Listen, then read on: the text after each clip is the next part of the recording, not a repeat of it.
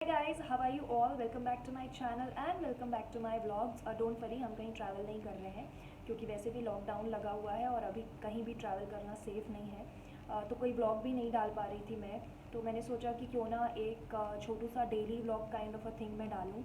तो बेसिकली आज है 2 जून और आज मुझे कोविड वैक्सीनेशन के लिए स्लॉट मिला है फाइनली। तो मैं आज वैक्सीनेशन के लिए जा रही थी, तो मैंने सोचा कि क्यों ना एक व्लॉग बनाती हूँ क्योंकि बहुत सारे मिथ हैं और हर इंसान को अलग अलग सिम्टम्स हैं उसकी बॉडी के अकॉर्डिंग। तो मैंने सोचा क्यों ना मैं अपना एक्सपीरियंस शेयर करूँ क्योंकि हो सकता है मेरा एक्सपीरियंस कुछ लोगों के लिए डेफिनेटली हेल्पफुल रहेगा।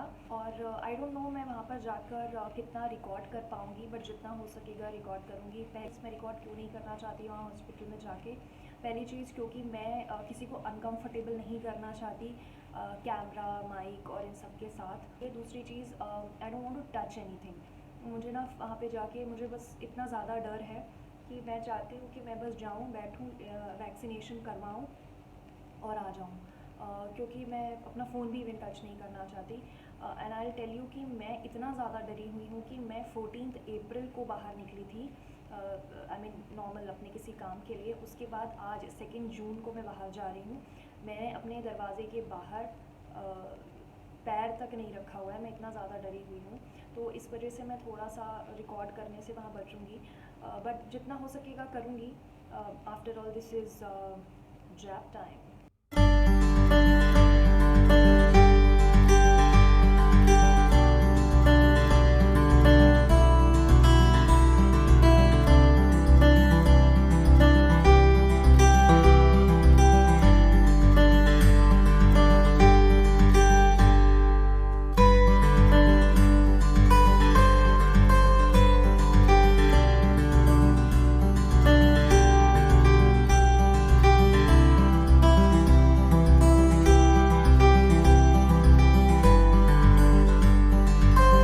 सो hi guys, once again I am back. It's 2:30, 11:30 के अराउंड मुझे वैक्सीनेशन हो गया था।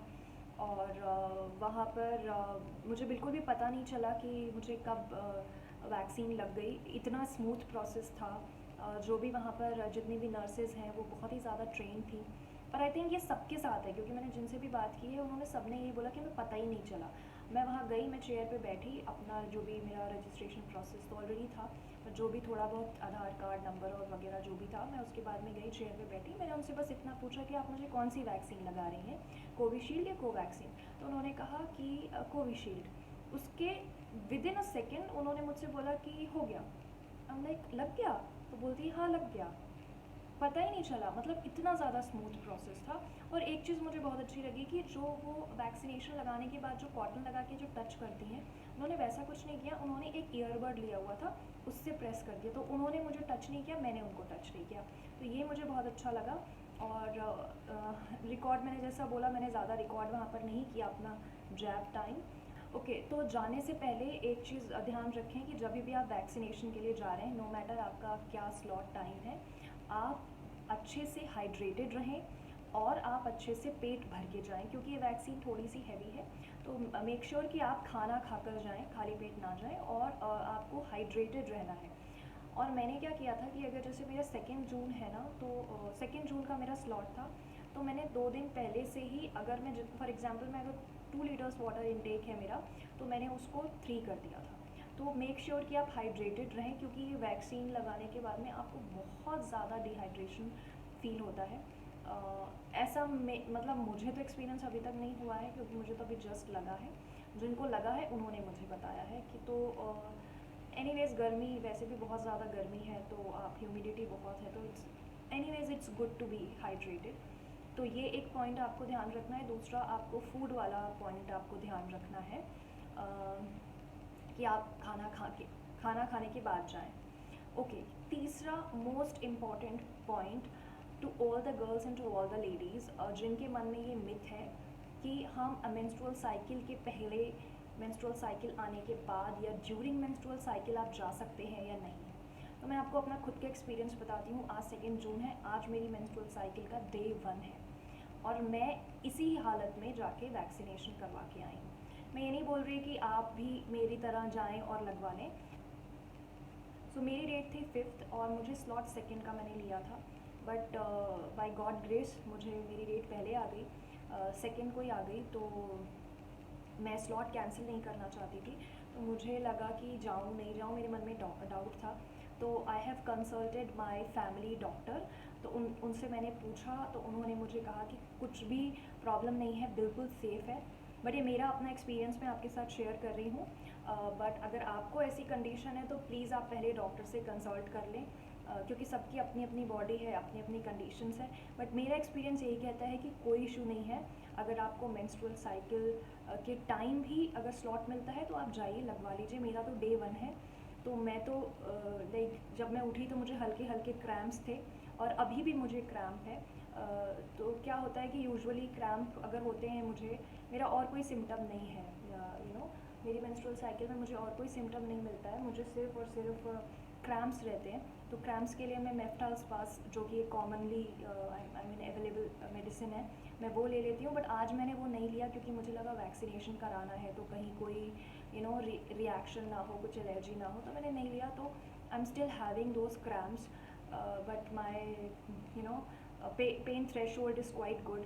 तो मुझे फ़िलहाल कोई इशू नहीं है।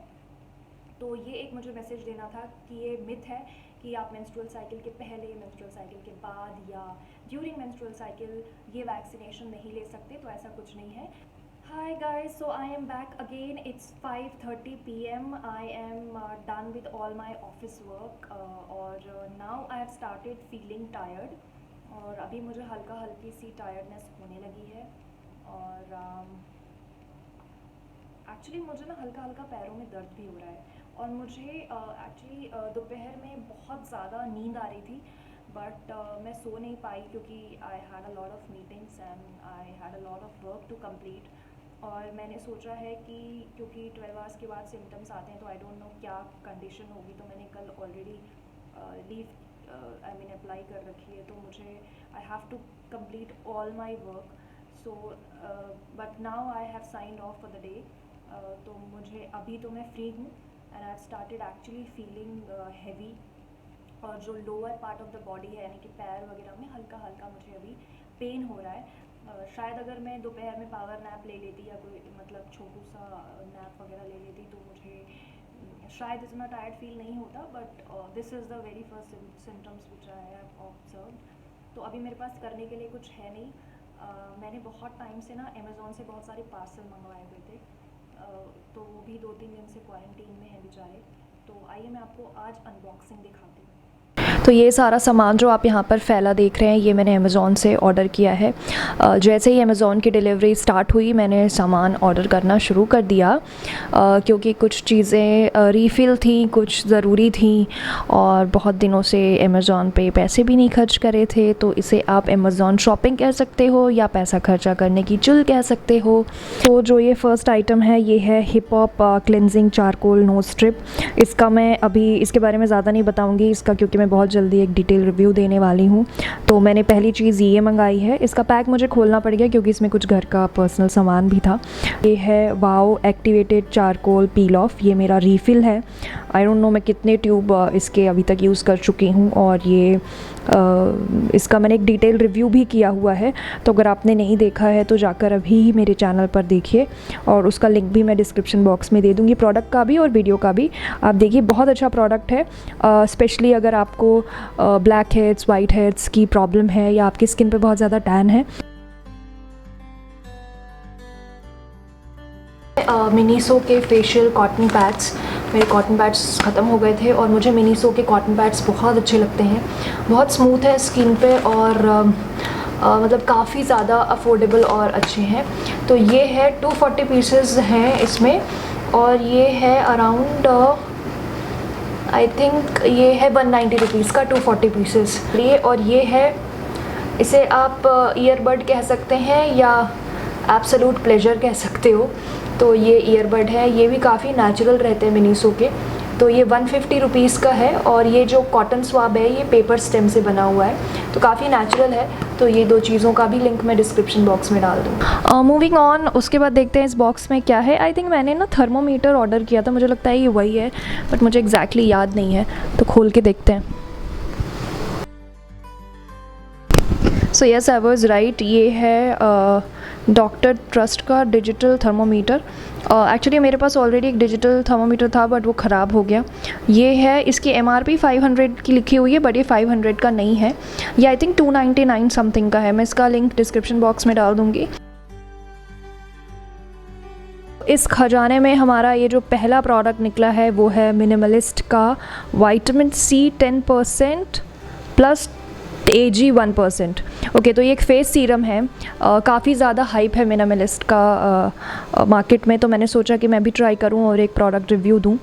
ये एक्चुअली ड्यूप है ऑर्डिनरी का, जो कि अमेरिकन कंपनी है। इसके बारे में ज़्यादा बात नहीं करेंगे अभी, क्योंकि इसका मैं एनीवेज रिव्यू देने वाली हूँ। तो मैं आज अगर होगा तो इसका पैच टेस्ट कर लूँगी, उसके बाद मैं इसको कल से या परसों से यूज़ करना स्टार्ट कर दूँगी। नेक्स्ट है ये ओजीवा का hair vitamin for better hair growth and hair fall control. ये एक्चुअली 60 वेजिटेरियन कैप्सूल्स होती हैं, हेयर फॉल के लिए काफ़ी अच्छी होती हैं। मैंने तो ट्राई नहीं की है बट मुझे काफ़ी लोगों ने रिकमेंड किया है, तो मैं इसको भी ट्राई करूँगी और इसको मैं आपके साथ शेयर ज़रूर करूँगी, क्योंकि बहुत सारे लोग ऐसे हैं जो मुझे कमेंट्स में या DM में पूछते हैं कि हेयर फॉल के लिए क्या करें और हेयर टेक्सचर के लिए क्या करें। तो I will definitely try and let you guys know. Third product एक रैंडम बॉडी वॉश है जो कि मैं फ़र्स्ट टाइम ट्राई कर रही हूँ। यूजुअली मैं बाथ एंड बॉडी वर्क्स के बॉडी वॉश मुझे बहुत अच्छे लगते हैं, बट मैंने सोचा इस बार पियर्स का भी ट्राई करके देखते हैं। तो ये पियर्स का nourishing coconut water body wash है, 100% सोप फ्री है, 250 ml की बॉटल है and this retails for 180, but ये मुझे 120 की मिली है। ओके, सो ये लास्ट बॉक्स है, आई थिंक ये इसमें कॉफ़ी है। तो यहाँ पर मैंने 4 डिफरेंट फ्लेवर रेज कॉफ़ी के ऑर्डर किए हुए हैं। आप देख सकते हैं पैकेजिंग बहुत ही अच्छी है, बहुत ही अच्छे से पैक करके इन्होंने भेजा है। तो यहाँ पर जो मैंने पहला फ्लेवर ऑर्डर किया है वो है क्रेम कैरामल और दूसरा फ्लेवर है Irish hazelnut. Third flavor is this dark chocolate and fourth is this sparky orange and I'm very excited to try all these flavors और मैं definitely आपको एक डिटेल रिव्यू ज़रूर बताऊंगी और इसको जब मैं बनाऊंगी वो भी मैं वीडियो आपको ज़रूर दिखाऊंगी। सो गाइस, अभी हो रहा है 11:30 PM। वैक्सीनेशन लगवाए हुए मुझे 12 घंटे हो चुके हैं और इस वैक्सीन के जो भी सिम्टम्स हैं वो 12 आवर्स के बाद शो होते हैं और अभी मुझे आई स्टार्टेड गेटिंग चिल्स।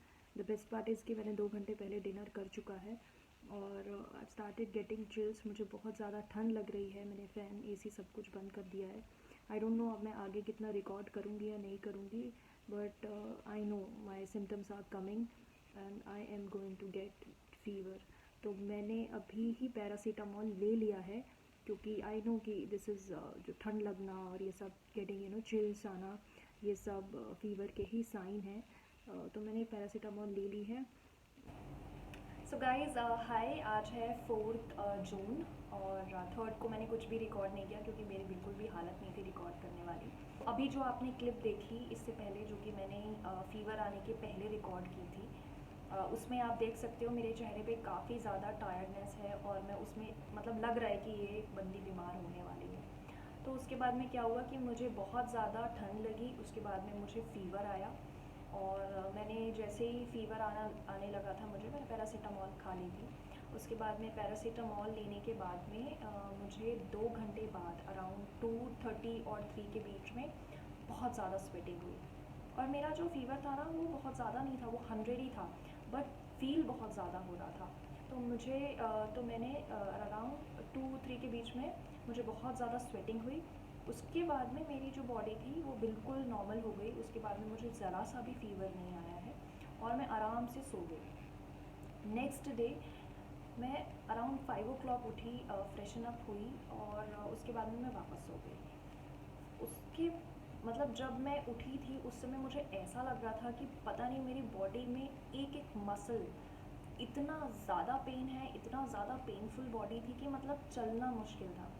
तो उसके बाद में जब फाइनली मैं मॉर्निंग में जैसे तैसे अराउंड 10 मेरी आँख खुली, इतना pain back of the body, कमर में, पैरों में, मतलब हाथ में, बॉडी की एक भी मसल ऐसी नहीं थी जिसमें दर्द नहीं था। इतना ज़्यादा पेन कि मतलब कुछ करने का तो सवाल ही नहीं था। और मतलब मुझे राइट हैंड साइड में यहाँ पर वैक्सीनेशन लगा है, सॉरी यहाँ पर मेरा वैक्सीनेशन हुआ है, तो मुझसे ऐसे स्पून मतलब उठाने में भी मुझे ऐसा लग रहा था कि मेरा हाथ टूट जाएगा। मतलब उसके अलावा टचवुड जैसे बहुत लोगों को मैंने सुना कि लूज मोशंस हो गए, वॉमिटिंग हुई, मुझे वैसा कुछ भी नहीं हुआ। फ़ीवर मुझे वही 2 या 3 घंटे के लिए जितना आया, उसके बाद में मुझे फ़ीवर भी नहीं आया। पर मेरी बॉडी में वो 3 जून को मेरी बॉडी में इतना ज़्यादा पेन था और इतना गंदा वाला हेडेक था कि मतलब ना किसी से बात करने में अच्छा लग रहा था, ना मुझे लाइट अच्छी लग रही थी। मतलब एक वो माइग्रेन का भी जो पापा होता है ना, वो था। और हाफ ऑफ द बॉडी, मतलब मेरे कानों में भी मुझे दर्द हो रहा था, दांत में भी दर्द हो रहा था। मतलब समझ में नहीं आ रहा था कि एग्जैक्टली कौन सी ऐसी बोन है जो पेन नहीं हो रहा है जिसमें। सो उसका रीज़न मुझे जो समझ में आया वो ये है कि वैक्सीन जब भी लगाते हैं तो 2 स्टाइल में लगाते हैं। एक लगाते हैं स्ट्रेट और एक थोड़ा सा ऐसे टिल्टेड तरीके से लगाते हैं, अगर कभी आपने ध्यान दिया हो, और एक एकदम स्ट्रेट लगाते हैं। तो जो स्ट्रेट वाली होती है ना, वो मसल में लगती है, और जो ऐसी टिल्टेड रहती है वो लगती है वेन्स में। तो जो वेन्स में लगती है वो कम पेनफुल होती है, बट जो मसल में लगती है ना, वो बहुत ज़्यादा पेनफुल होती है। और ये जो वैक्सीन है वो एकदम ऐसे स्ट्रेट लगती है, तो इस वजह से ये बहुत ज़्यादा पेनफुल है। बट ऐसे डरने की ज़रूरत नहीं है। ये लाइक एक दिन का पेन है, उसके बाद में आपको आई थिंक लाइफ टाइम का आराम है, तो इतना कुछ नहीं है। बाकी टोटली डिपेंड्स, हो सकता है कि आपको बिल्कुल भी फील ना हो। तो ये था मेरा एक्सपीरियंस कोविड वैक्सीनेशन का। और अगर बहुत सारे मिथ हैं, लगवाना चाहिए नहीं लगवाना चाहिए, मैं तो बोलूँगी भाई लगवाना चाहिए। जैसे ही स्लॉट मिले तुरंत जाओ लगवाओ। और क्योंकि मैंने पता है एक्चुअली मैंने देखा लास्ट ईयर लोग परेशान थे, कब वैक्सीन आएगी, कब वैक्सीन आएगी, कब वैक्सीन आएगी। अब जब वैक्सीन आ गई है तो लोग इसलिए परेशान है, नहीं ये होता है, लोग मर जाते हैं, लोग ऐसा होता है, लोग वैसा होता है। अरे भाई ऐसा कुछ भी नहीं है, चुपचाप जाओ वैक्सीन लगवाओ। और जैसे ही स्लॉट मिले, बहुत ज़्यादा ज़रूरी है। छोटा सा पेन है, आपको लाइफ टाइम के पेन से बचा सकता है, क्योंकि अगर आपको कोविड हुआ और आप वैक्सीनेटेड नहीं हैं तो आपको ज़्यादा प्रॉब्लम हो सकती है। तो मैं यही बोलूँगी कि प्लीज़ जाके get your jab. I hope आपको मेरा ये छोटू सा चिट चैट वाला ब्लॉग पसंद आया होगा, और आई होप कि आप इस वीडियो को पसंद करें, शेयर करें अपने फ्रेंड्स के, फैमिली के साथ। हो सकता है किसी के लिए हेल्पफुल हो जाए। एंड तब तक के लिए stay safe, stay happy, stay inside, और अपने आपको, अपने परिवार वालों को सेफ रखें। Till then take care and bye bye, see you soon.